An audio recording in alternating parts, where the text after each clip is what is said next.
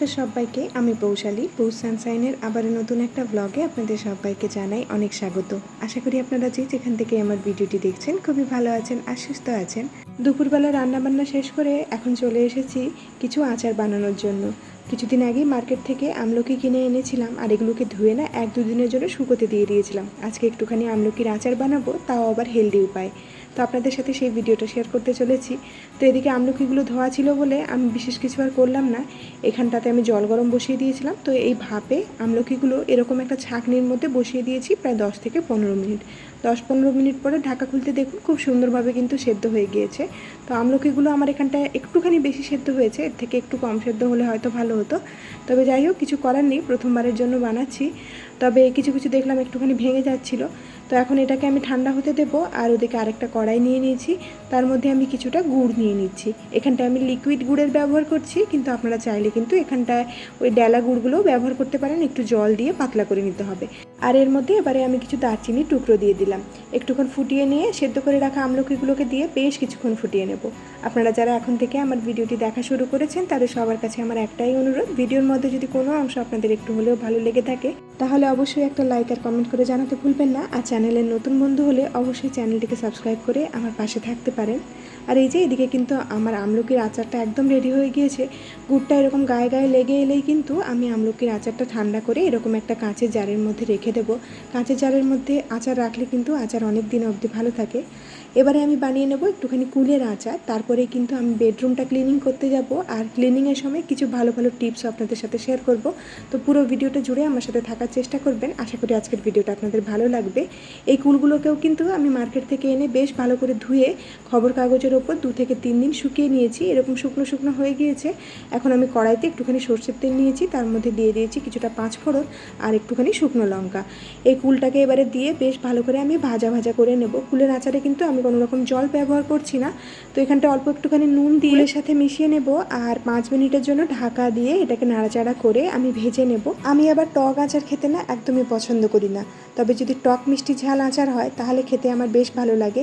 এই যে কুলের আচারটা, এটা আমার দিদার হাতে খেতে আমি ভীষণ ভালোবাসতাম। আমার যে মামা দিদা ছিল তিনি টক কুলের আচার খুব ভালো বানাতেন। তবে দিদা এখন আমাদের মধ্যে আর নেই, তাই কুলের আচার আর খাওয়া হয় না। তাই আজকে ভাবলাম নিজে একটু বানিয়ে দেখি। তো যাই হোক, আমি ঢাকা খুলে দেখুন 5 মিনিট পরে কুলগুলোকে না এরকম খুন্তি দিয়ে একটুখানি ফাটিয়ে নিয়েছি। কুল থেকে যে পাল্পগুলো বেরোয় সেটার ফলে কিন্তু এই যে কুলের আচারটা হয় তার টেস্ট কিন্তু অনেকটা বেড়ে যায়। তারপরে আমি ওর মধ্যে একটুখানি গুড় দিয়ে বেশ ভালো করে নাড়াচাড়া করে নিলাম। আর এদিকে আরও একটা তাওয়ার মধ্যে একটুখানি শুকনো লঙ্কা আর গোটা জিরে, গোটা ধনে, 5 ফোড়ন আর একটুখানি মৌরি, মানে প্রত্যেকটা প্রায় ধরুন 1 চামচ মতো করে নিয়ে শুকনো কড়াইতে বেশ ভালো করে ভাজা ভাজা করে নিয়েছি। একটুখানি গন্ধ উঠে আসতে সেটাকে আমি মিক্সিতে বেশ ভালো করে গ্রাইন্ড করে নিয়েছি। আর এখন প্রায় 2 থেকে 3 চামচ মতো আমি কুলের আচারের মধ্যে মিশিয়ে দিলাম। গুড়টাও গলে গিয়েছে আর আচারটাও কিন্তু বেশ ঠিক হয়ে গিয়েছে। শেষে আমি এর মধ্যে একটুখানি দিলাম রেড চিলি পাউডার, যাতে কালারটা ভালো আসে। দেখুন বেশ শুকনো শুকনো হয়ে গিয়েছে। এখন শেষে নামানোর আগে ওই যে গুঁড়ো মশলাটা ওটা আর একটুখানি দিয়ে দিলাম। তাতেই কিন্তু কুলের আচার একদম রেডি হয়ে গেল। এরকম জল ছাড়া কুলের আচার বানালে কিন্তু প্রায় 1 মাস মতো বাইরে আচারটাকে স্টোর করে রাখা যায়। যাই হোক, এখন আমি আবার চলে এসেছি বেডরুমে। খাওয়ার দাওয়ারটা খাবো তার আগে ভাবলাম ঝটপট করে বেডরুমটা ক্লিন করে ফেলি। যেহেতু হাজব্যান্ডের নাইট ডিউটি ছিল তাই এতক্ষণ অবধি ও বিছানাতে ছিল বলে সেরকমভাবে সুযোগ পাইনি বেডটা গোছানো। তো এখন বেডটা গুছিয়ে নিচ্ছি, তার সাথে একটু ক্লিনিংটাও সেরে নিচ্ছি। এই ক্লিনিংয়ের প্রসেস আপনাদের সাথে বহুবার শেয়ার করেছি, তবে আজকে ভিডিওর মধ্যে কিছু ছোট ছোট টিপস আর তার সাথে কিছু ছোট ছোট কথা আপনাদের সাথে শেয়ার করব। আমরা যারা প্রচুর পরিপাটি হয়ে থাকতে ভালোবাসি বা ঘর গোছাতে ভালোবাসি তাদের মধ্যে কিন্তু নিজের অজান্তে একটা কিছু ডিসঅর্ডার চলে আসে। সেটাকে আমরা বলে থাকি ওসিডি, মানে বাংলা ভাষায় ওটাকে বলা হয় সূচিবাই। আর ওসিডির ফুল ফর্ম হলো অবসেসিভ কম্পালসিভ ডিসঅর্ডার। আপনারা চাইলে কিন্তু গুগলে একবার সার্চ করেও দেখে নিতে পারেন।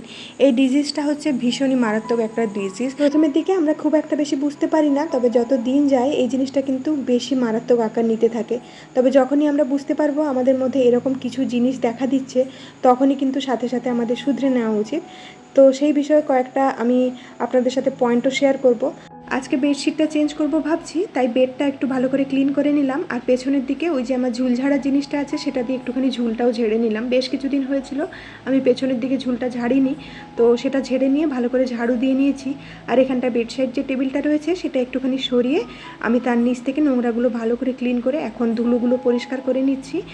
তো এইরকম ধরনের ছোটোখাটো ফার্নিচার যদি আমাদের বাড়িতে থাকে আর মাঝে মধ্যে যদি আমরা এই ফার্নিচারগুলো একটু আধটু চেঞ্জ করে ফার্নিচারের তলাগুলো পরিষ্কার করে দিতে পারি, তাহলে কিন্তু দেখা যায় কি রুমটা খুব ভালোভাবেই পরিষ্কার থাকে আর ডিপ ক্লিনিংয়ের সময় খুব একটা বেশি সমস্যা হয় না। আমি কি করি, মাঝে মধ্যে হাতে হাতে যেখানে যেখানে নোংরা দেখতে পাই সেখানে সেখানে ক্লিন করে ফেলি। একদিনে তো পুরো বাড়িটা পরিষ্কার করা সম্ভব হয় না, তাই যখনই যেদিকে যেদিকে নোংরা দেখতে পাই সেই জায়গাগুলো হাতে হাতে ক্লিন করে ফেলি। এই যেমন আজকে এই বেডরুমটা করছি, কালকে হয়তো দেখা যাবে কি লিভিং রুমটা করে ফেলছি, আর তারপরের দিন আরেকটা বেডরুম করে ফেলবো। তো এখানটায় আমি ওই ড্রেসিং টেবিলটাও একটুখানি ক্লিন করে নিচ্ছি আর প্রত্যেকটা জিনিসের জায়গাটাও একটুখানি পরিবর্তন করে নিচ্ছি। মাঝে মধ্যে ড্রেসিং টেবিলের জিনিসপত্রগুলো একটু আধটু পরিবর্তন করলে কিন্তু লুকটাই একবারে পাল্টে যায়, তাই না? তো এখানটায় আমার ড্রেসিং টেবিলটাও ক্লিন হয়ে গিয়েছে আর এখন একটু উপরটাও ভালো করে পরিষ্কার করে নিচ্ছি। বাড়িতে ছোট বাচ্চা থাকলে বাড়ি কিন্তু একটু আধটু নোংরা হবে, কিন্তু যারা ধরুন ওই ওসিডিতে আক্রান্ত রয়েছেন তারা কি করে, বাড়ি সবসময়ের জন্য পরিষ্কার করতে থাকে। আর বাচ্চা যদি বাড়ি নোংরা করে তাহলে কিন্তু ওদের উপরে খুব রাগারাগি করতে থাকে। তো এই জিনিসটা যখনই হবে তখন কিন্তু আপনাকে বুঝে নিতে হবে যে আপনার মধ্যে ওই জিনিসটা একটুখানি হলেও নাড়াচাড়া দিচ্ছে, তখনই কিন্তু এই জিনিসটা চেক করে নেওয়ার খুবই প্রয়োজন। আমি প্রথম এই জিনিসটাতে একটুখানি ভুগতাম, তবে এখন জিনিসটা বুঝে নেওয়ার পরে নিজেকে কন্ট্রোল করতে শিখে গেছি। আর এই ওসিডিতে আক্রান্ত হলে আরও একটা জিনিস খুব লক্ষ্য করবেন নিজের মধ্যে। ধরুন আপনি কোনো একটা জিনিস নির্দিষ্ট একটা জায়গাতে রেখেছেন, আপনার বাড়ির সদস্য যদি সেই জায়গা থেকে সরিয়ে অন্য একটা জায়গাতে রেখে দেন, তাহলে কিন্তু আপনি খুব রাগারাগি করবেন আর সেই মুহূর্তে ওই জিনিসটা তুলে ওই জায়গাটাতে রাখার জন্য উদ্বিগ্ন হয়ে উঠবেন। তো এগুলো হচ্ছে ওসিডির লক্ষণ। তো ওসিডির কিন্তু বিভিন্ন ধরনের ধাপ রয়েছে, তো সেই ধাপগুলো পেরিয়ে যখন আপনি একদম অন্তিম পর্যায়ে চলে যাবেন তখন কিন্তু নিজের হাতে কোনো কিছুই থাকে না। আর এই ওসিডি যে শুধুমাত্র ক্লিনিংয়ের উপরে সীমাবদ্ধ তা নয়, অনেক কিছু নিয়েই ওসিডি মানুষের মধ্যে হতে পারে। তো এখানটায় আমি আপনাদের সাথে কথা বলতে বলতে আমার এই টেবিলটা একটুখানি ক্লিন করে নিলাম। অনেক দিন ধরে টেবিলটা নোংরা হয়েছিল, তো এটাকে ক্লিন করে নিয়েছি। আর এখন ছোট্ট একটা টিপস আপনাদের সাথে শেয়ার করছি। বাড়িতে যদি এরকম ধরনের কোনো কাঠের বা প্লাইউডের ফার্নিচার থাকে, তাহলে আপনারা কী করতে পারেন, এরকম একটা শুকনো কাপড় নিয়ে তার মধ্যে একটুখানি কোকোনাট অয়েল নিয়ে ফার্নিচারগুলোকে একটু ভালো করে পরিষ্কার করে নেবেন। এটা কিন্তু 15 দিনে একবার করলেও হয়, তাতে করে না ফার্নিচারের উপরে খুব একটা বেশি ময়লা জমে না। আমি এই টিপসটা বহুত দিন ধরে ফলো করছি আর তাতে করে কিন্তু অনেক উপকার পেয়েছি। এরকম ধরনের ছোটো ছোটো টিপস ফলো করলে দেখা যায় কি ডিপ ক্লিনিংয়ের সময় খুব একটা বেশি সমস্যা আমাদের একদমই হয় না। আর এ ধরনের কাজগুলো গরমের সময় করতেও আমাদের খুব কষ্ট হয়, তো গরম পড়ার আগে যদি বাড়িটা একটু ভালো করে ক্লিন করে নেওয়া যায় তাহলে পুরো গরমটা কিন্তু বেশ আরাম করেই কাটানো যায়। তো এখানটায় আমি সবগুলো ফার্নিচার একটু ভালো করে ক্লিন করে নিচ্ছি এই নারকেল তেল দিয়ে। তার আগে কিন্তু আরও একটা কথা মাথায় রাখতে হবে, যখনই আপনি নারকেল তেল দিয়ে কোনো ফার্নিচার পরিষ্কার করবেন তার আগে শুকনো কাপড় দিয়ে ওর উপরে থাকা ধুলোগুলো আগে পরিষ্কার করে তারপরে তেল দিয়ে পরিষ্কার করবেন। এই যে এখানটায় কিন্তু আমার ফার্নিচারগুলো ক্লিন করা হয়ে গিয়েছে। এখন আমি বেডশিটটা চেঞ্জ করে ফেলছি আর ওপরে একটা বেড কভার দিয়ে দিচ্ছি। এই বেড কভারটা বেশ কিছুদিন আগে আমি অনলাইন থেকে কিনেছিলাম। তো আপনাদের কাছে কেমন লেগেছে অবশ্যই আমাকে কমেন্ট করে জানাবেন। আমার তো ভীষণই ভালো লেগেছে।